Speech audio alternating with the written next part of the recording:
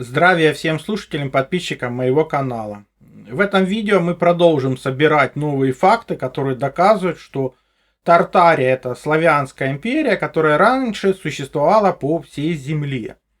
Нам говорят, что нет, Тартария — это то, чего никогда не существовало. Но есть статья о Тартаре из энциклопедии Британики 1774 года. Там четко написано: Тартария — это огромная страна. Идет перечисление различных Тартарий, при том, что китайская и чинайская Тартария — это все-таки разные государства, то есть есть Чина, а есть Китай, и это именно китайская Тартария. В Европе же существует Тартария московская, кубанская и маленькая Тартария. При том, что я уже раньше напоминал, что у нас вся планета называется Дождь-бог Тарх-Перунович. Это наше внутреннее солнце и строение нашей Земли. А его сестра Тара. Соответственно, славяне — это дети Тарха и Тары. Почему, кстати, в наших школах тоже запрещено славянское прошлое, именно перечисление богов, иначе стало понятно опять же, кто такие тартары на самом деле. Нужно нам это, потому что тот, кто не понял свое прошлое, вынужден переживать его снова и снова. Но самое интересное, что подобные доказательства есть в древних летописях. Вот это запретная летопись от начала России до Полтавской баталии. Она выпущена еще в 1798 году. Почему она запретная? Ну, потому что там вся история, которую вы не знали. Например, вы не знали, что как раз после потопа, 5300 лет назад, выжившие начали расселяться. И примерно 4400 лет тому назад был основан Новгород Великий. В те времена он назывался Словенском. Ну, и рядом с ним град Руса, потому что их основали князья Словенский и Рус.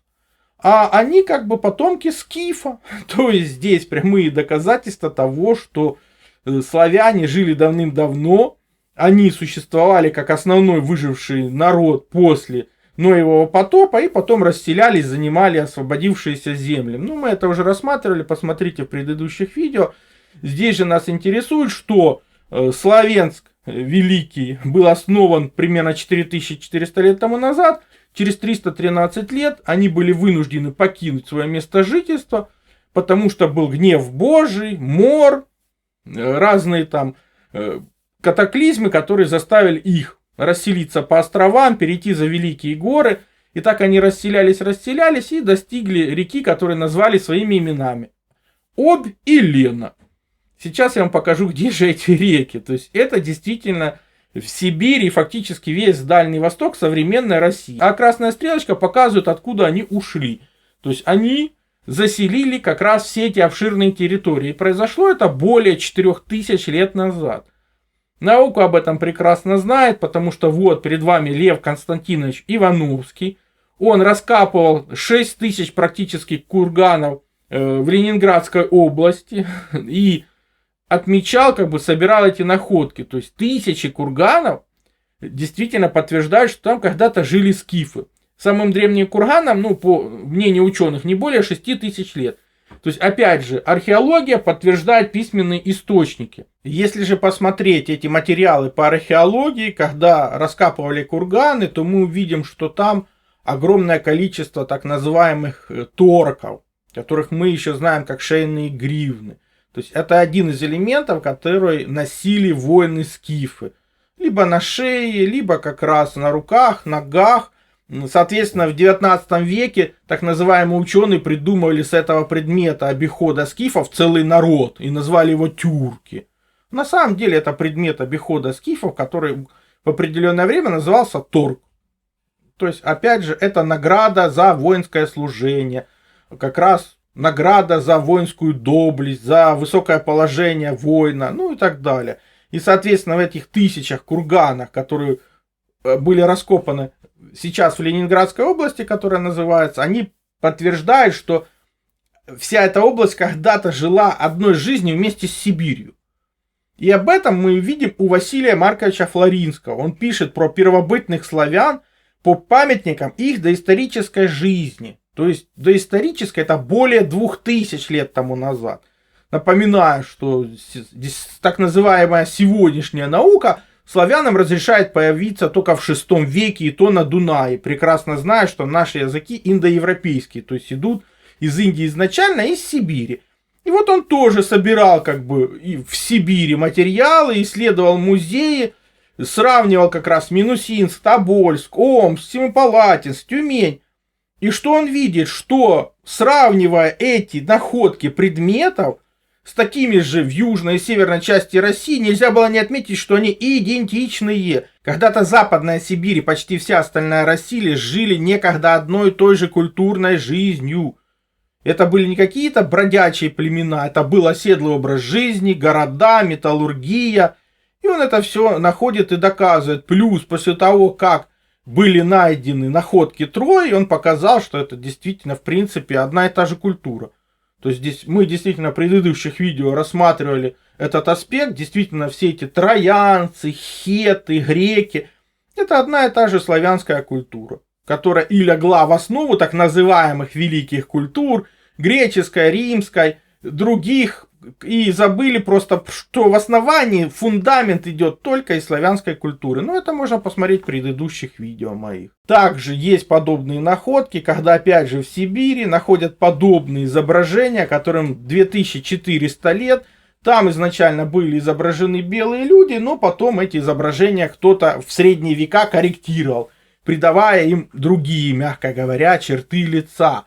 Но когда мы это видим, мы понимаем, что надо идти дальше, надо идти в Чукотку, надо идти в современный Китай, Чинай и дальше находить следы белого человека, потому что они, в принципе, есть по всей земле. Напоминаю также, что так называемый Иофет, библейский персонаж, один из 3 сыновей библейского персонажа Ноя. Он спасся во время всемирного потопа, который, по их данным, был 5300 лет тому назад, и как раз во всей традиции этот Иофет, он как раз предок всех белых народов. Это очень важно. Мы уже читали, что Иван прародитель греков, а теперь мы перешли к Магогу. Он тоже сын Иофета, то есть опять же белый человек. И все это прекрасно известно так называемых историков, потому что это их данные. Они это прекрасно знают. Поэтому, когда мы читаем там энциклопедия Диониса Питавиуса, географическое описание мира к всемирной истории 1659 год. Что же такое Тартария? В древние времена известна как Скифия, по имени первого правителя Скифа, которого сначала называли Магогус, от Магог, сын Яфета, потомки которого и заселили эту страну. То есть это называются монголами, то есть обычные белые люди, которых мы бы назвали скифами по их культуре и традициям. Все, поэтому где мы, кстати, видим этих монголо-татар? На Чукотке.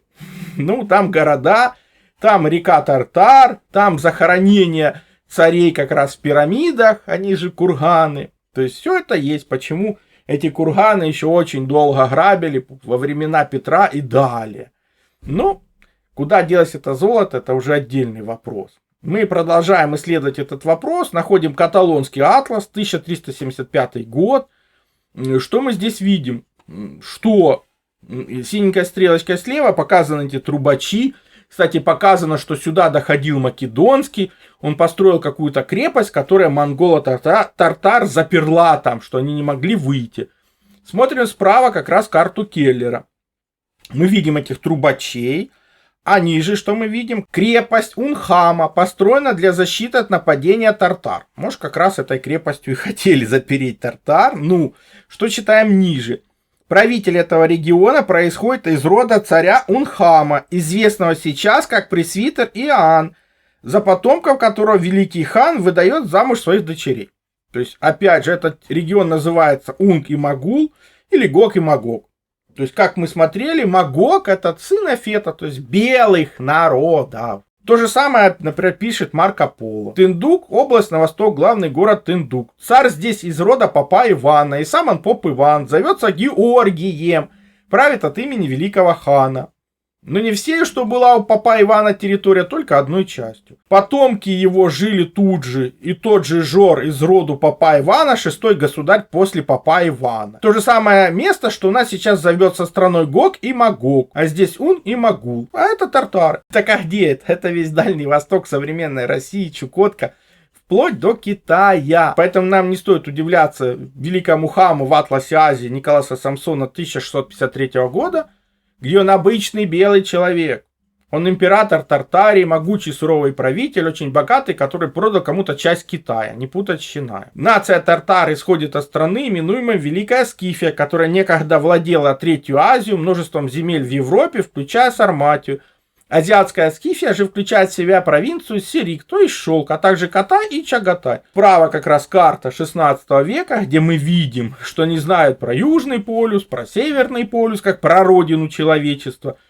Огромная территория принадлежит так называемым татаро-монголам, которые обычные белые люди, а по-нашему скифы. Да, там живут много других народов, но управляет, и основная масса воинов это как раз обычный белый человек, только который живет по культуре скифов. Почему курганы мы находим и в Америке, и по всей территории так называемой Азии.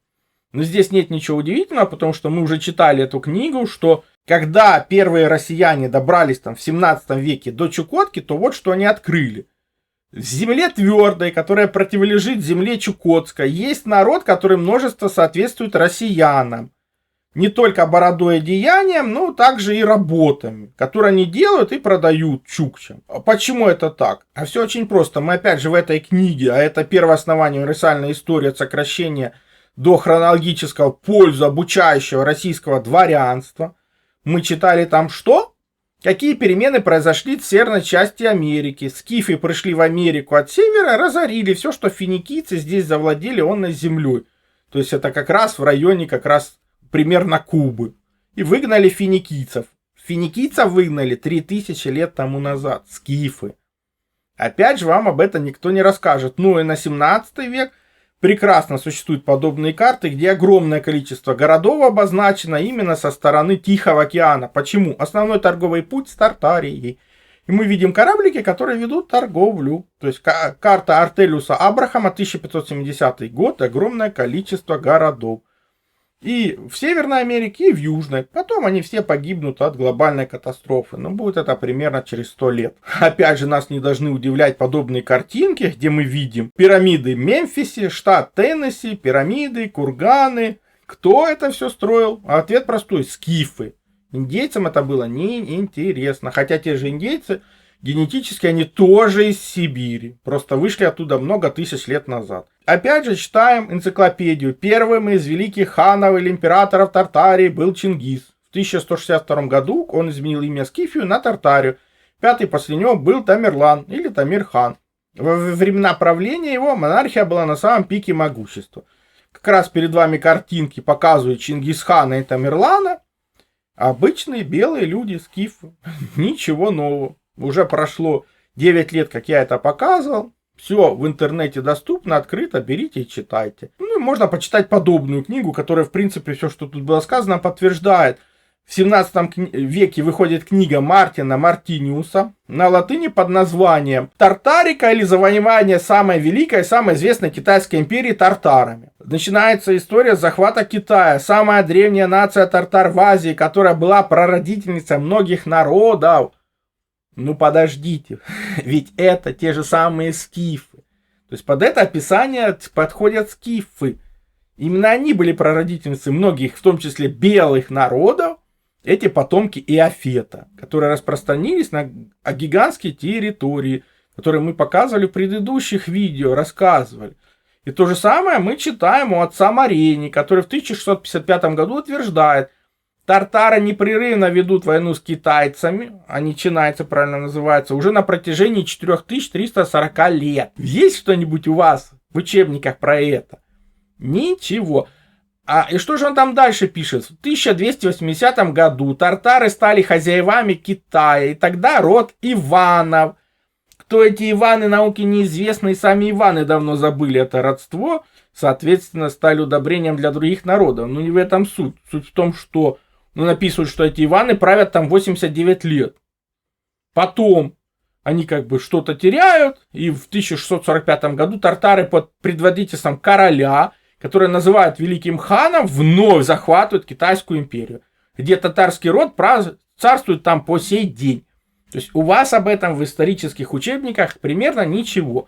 Перед вами как раз изображение воинов из Пекина, и они почему-то белокожие, у них Они блондины с голубыми глазами, но вам об этом никто ничего не скажет. Поэтому даже изучая этот каталонский атлас, мы увидим, что Золотая Орда и Китай, он же Чинай, соединены. Или земли Гога и Магога. Ну, тут ничего удивительного. Плюс, когда мы посмотрим, то там на флаге 3 полумесяца. То есть это 3 луны прошлого, которые опять же описаны в славянских легендах. И так называемые моголо-тартары — это почему-то светлые белокожие люди с гигантскими бородами, короли, императоры, которые правят этой территорией. И тот же Юаньский Китай — это как раз империя великого хана, и она описывается. Ее глобальная гигантская территория и богатство. Так еще выглядели боги в храмах Китая. Вот изображение 17 века. Ну, настоящие китайцы, но не чинайцы. То есть обычные скифы. И подобных изображений богов в Китае множество. И слева и справа это китайские боги. Почему они похожи на белых людей? Это потому что это и есть белые люди, которые с ними жили. Мы их знаем как скифы. Жили многие тысячи лет. Подобные раскопки проводятся по территории Китая в поисках их как бы предшественников, но находят подобных людей. То есть обычные белые люди. Здесь они названы танцующий тартарин, как бы 6 век. Музей провинции Шанси. Ну, тоже династия Тан. От 7 до 10 века. Работающие белые люди. Это они находят в гробницах. Сагдийский жених. Погребальная культура Китая. 7 век. Глава бородатой династии Ляо. Человек Китая. Ну, у него борода почему-то светлая и глаза голубые. Почему они так себе его нарисовали? Это ответьте в комментариях. Военный чиновник династии Тан. 8 век. Найдены в Гансю. Рядом там провинция Шести. То есть обычный белый человек, у него там сокол на шапке нарисован, густая борода, ну никак не чинается. Обычный белый человек. Притом в этой провинции гигантское количество пирамид. Они же курганы, если вам больше так нравится. Про которые китайцы как раз не очень сильно-то распространяются. Кто же в них похоронен? Действительно только чинайцы. Ездовая охота, фигурка Сиань. Ну, обычный белый человек. Это все они находят так называемых своих гробницах. А по фактам в тех местах, где жили когда-то скифы. И поэтому, когда мы видим вот эти вот гигантское количество так называемых китайских стен, мы понимаем, что это просто обозначение границы между империей чинайцев и Тартарией в разные времена. И этих стен там огромное множество. Построены они в разное время. Особо они ничего не защищали, они просто обозначали границы, скажем так. И крайние стены находятся на территории уже современной России, где-то там в Сибири. Это только то, что им известно. В Монголии, в Сибири. Ну, большинство из этого просто не изучаются. Вот вы знаете про китайскую стену? Ну, этого достаточно. Кстати, первые данные о ее постройке это где-то 5 век до нашей эры. Ну, по крайней мере, то, что они исследовали. Возникает вопрос, что наши люди там делали? Как всегда, контролировали торговые пути и даже их строили. То есть Великий Шелковый путь это как раз и есть место жительства белых людей. И фактически, вот где синенькая стрелочка, были проведены раскопки, найдены в пустыне Такламакан захоронения белых людей. Им 1000 лет, или 4 или 5 тысяч, они так и не могут определиться. Именно они строили эти торговые пути, города, жили там. И что мы видим? Они провели генетический анализ, и оказалось, что генетика соответствует центральной России современной. Ну, соответственно, и символы. То есть это обычные белые люди, которые жили там тысячи и тысячи лет. Также перед вами находки из китайской провинции, которым примерно 5000 лет. И мы здесь видим славянские коловраты. Опять же, славянская символика. Почему вы этого всего не знаете? Ну, потому что народ, не знающий свое прошлое, не имеет будущего. Поэтому нужно свое прошлое изучать, понимать, знать, чтобы как бы не повторять ошибок прошлого, жить настоящим, но на основе этого строить свое будущее. Ну, помните, повторение мать учения, но информация с первого раза никогда не усваивается. Смотрите видео столько раз, сколько нужно. Все ссылки на использованные материалы в описании под видео. Кнопочку еще нажмите, все откроется. Либо смотрите в конечных заставках к видео. Ну, не превращайтесь в 4-ю обезьяну нашего времени, которая просто уткнулась в гаджет, ничего не видит и ничего не слышит. Напишите свой комментарий, поставьте лайк, подпишитесь на канал, поделитесь видео в социальных сетях, для того, чтобы здравомыслия стало больше. Новые исследователи подключились к этому направлению. Больше информации на канале и в конечных заставках к видео. Также переходите на мой сайт, ссылка есть в первом закрепленном комментарии под каждым видео. Там размещены мои статьи, в том числе и запрещенные на других платформах. Плюс там же существует и магазин. Магазин существует для тех, кто хочет и может поддержать мою деятельность, для того, чтобы я ее и продолжал. Я же смогу вам содействовать в том, чтобы вы узнали свое предназначение по дате рождения, либо освоили силу живой воды, проводили измерения, которые помогут понимать, что вы едите, что пьете. Плюс получили лучшие натуральные витамины, именно Иван-чай. Плюс, опять же, сила живой воды – это водород и озон. Именно эти две структуры воды помогают нам сохранить здоровье и вылечиться от любых болезней, потому что они универсальны, подходят как одному человеку, как и всем членам семьи. И один раз купленные не требуют других расходников. Плюс, например, детектор электромагнитного излучения. Мы все живем в городах, а там огромное количество электромагнитных полей. И имея эти простые измерительные приборы, вы сможете не попадать под их влияние, а значит будете меньше болеть и дольше просто проживете без лекарств.